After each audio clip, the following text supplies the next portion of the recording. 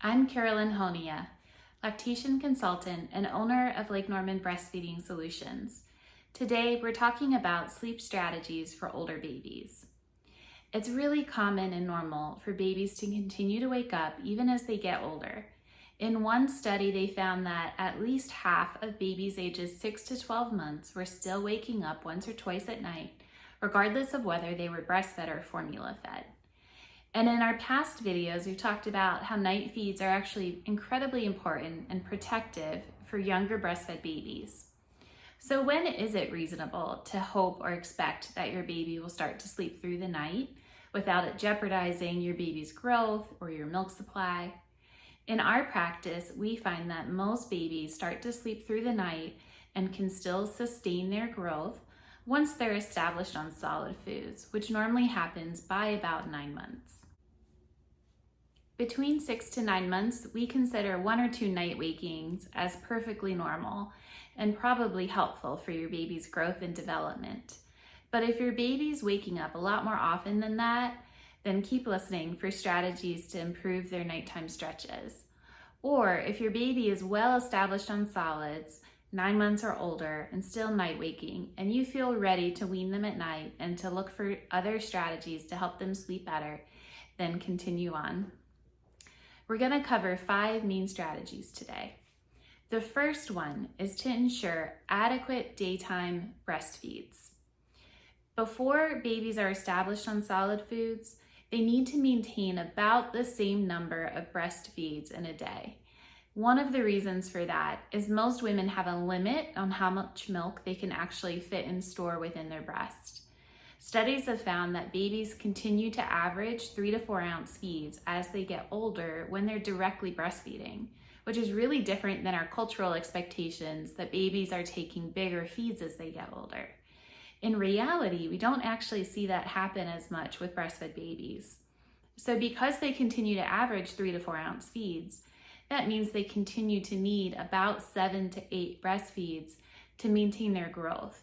And the way that this affects night feeds is that we find sometimes families are cutting out daytime breastfeeds, and that requires the baby to wake up at night to get enough food. So the first strategy to help your breastfed baby sleep better at night is to make sure you're giving lots of opportunities for them to get enough breastfeeds in the daytime. And this can be hard to do if you or baby are really busy and active in the daytime. Count up how many times you typically breastfeed in a day and see if there are opportunities to offer a little bit more often. We really like the strategy of offering to breastfeed your baby before and after his or her naps. Your baby can always decline the offer, but you making it available gives them lots of opportunities to fill up in the daytime so that hopefully they're not waking at night because of a calorie deficit. Strategy number 2 is to start solids as soon as your baby is developmentally ready, and then to make sure that you're offering nutrient-dense solid foods. And what I mean by that is we don't want to start baby on a diet with low-calorie foods when they begin solids. This is especially a concern with babies that are already at a lower BMI point. We want to offer babies foods that are a great source of healthy fats and protein.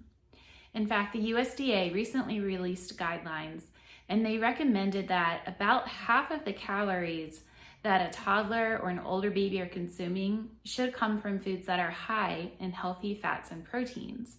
And that's a much higher ratio than what we find they recommend for older kids and adults. Because babies' brains are growing rapidly, they need more fat and protein. And so when we start solids, we want to make sure that at least half the foods we're offering are great sources of fats and proteins.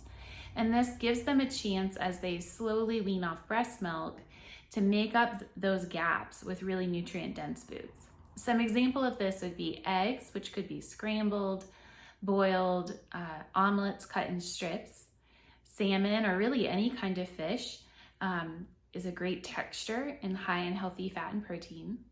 Avocado chunks, adding olive oil to foods, things like this can really help your baby to get the nutrition they need.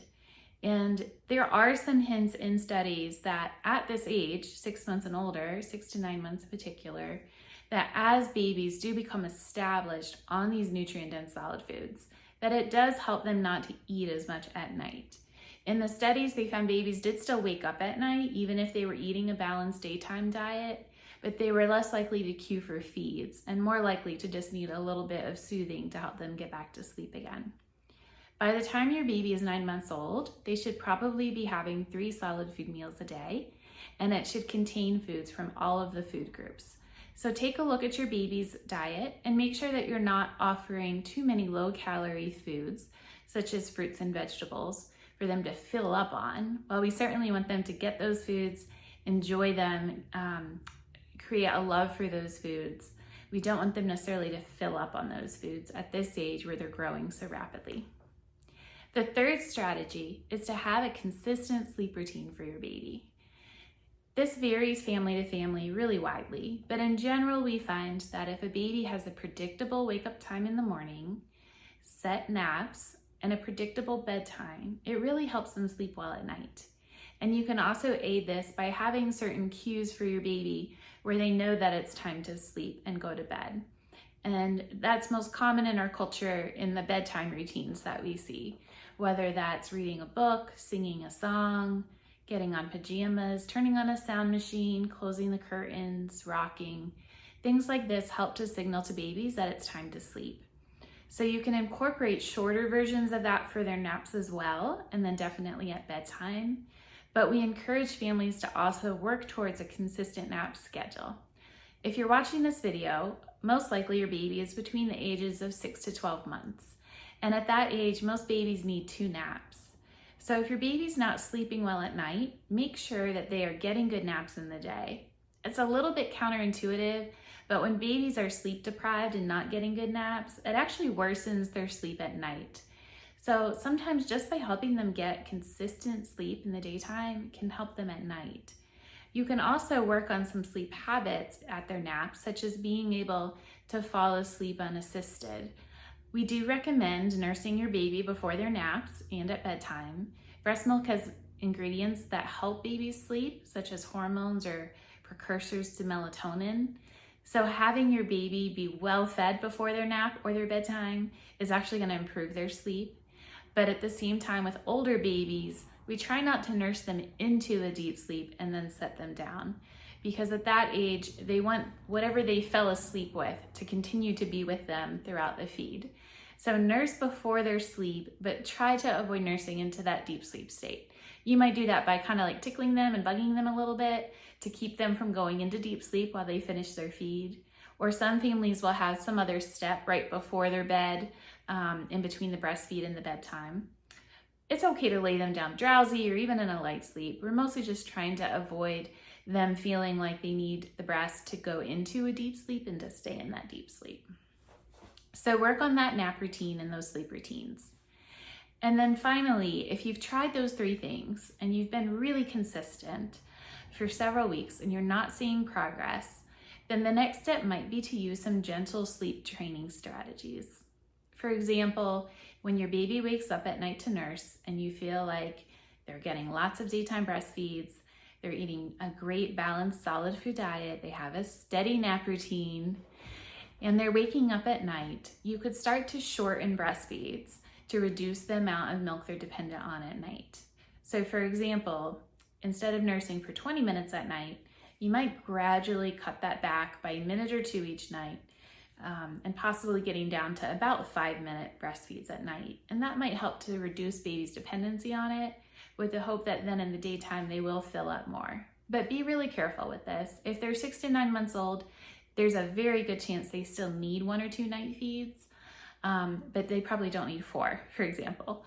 So shorten the feeds is one step you can try. You can also put your baby in the nursery at this age if you haven't made that transition yet. The American Academy of Pediatrics recommends that babies do sleep in your room at night for 6 to 12 months. But if they're at least 6 months old and they're waking up really frequently at night, it might help them to put them in the nursery at this age. We also recommend naps be in the nursery at this age as well. It gets babies used to the crib and less interrupted as you and other family members are doing things around the house during their nap. Another strategy at this age would be to start to send dad into the nursery at night to soothe baby when baby's waking up. You might have a certain time block where mom's on duty or dad is on duty. So for example, let's say that you nurse and you put your baby to bed around 8.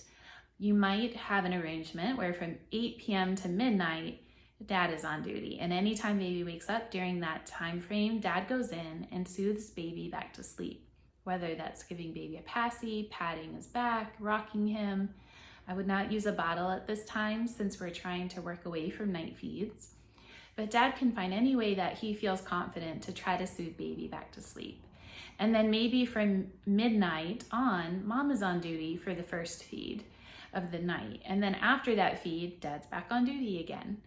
And so the strategy with that is that we're trying to teach baby that mom is not the only one to help baby go back to sleep. And we're trying to alternate between ways of soothing without food, at least for the first few hours, and then adding in breastfeeding as needed later on in the night. And then finally, once you've tried those strategies, if you still aren't making progress, you might consider whether or not letting your baby self-settle for a couple of minutes is helpful. And I really encourage parents to trust their instincts on this one. Your instincts will tell you whether or not your baby needs you right away. But if you have an older baby who's frequently waking up at night, and you've tried everything else we've talked about, you might give them up to 10 minutes to kind of settle themselves back to sleep. Sometimes we rush in too quickly, and if we would just give baby a couple minutes, they'd roll around, they'd make a little noise, they'd get comfortable, and they'd go back to sleep. And so letting your baby kind of work through that for 5 or 10 minutes might be appropriate and helpful for them to give them that chance to go back to sleep. But we don't endorse crying it out, meaning we don't want you to leave your baby crying unattended for hours and hours. And there's a whole host of reasons why that we won't get into in this video. But it's not the same thing as giving your baby a couple minutes to see if they'll resettle on their own. If it helps, maybe even set a timer on your phone or look at what time it is to keep track of time and see if you can give baby 5 to 10 minutes. And then if they're getting really upset, go in and soothe or nurse to help them get back to sleep. So these are 5 sleep strategies that we recommend trying if you have an older baby, and that was making sure they get adequate daytime breastfeeds, establishing them on nutrient-dense solid foods, having a consistent sleep routine and nap schedule, and then trying gentle sleep training techniques.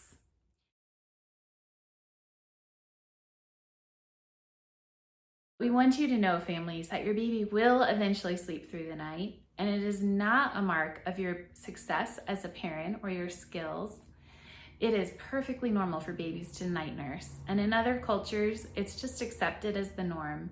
Here in America, there's a lot of pressure to get our babies to sleep through the night, and we want you to know that your baby is going to do it eventually, no matter what. Now, whether it happens tonight, next month, or a year from now, that part we can't tell you. But we hope that these sleep strategies will help you to get there in a way that is gentle and patient and honors your baby's biological needs. Please feel free to comment with any questions.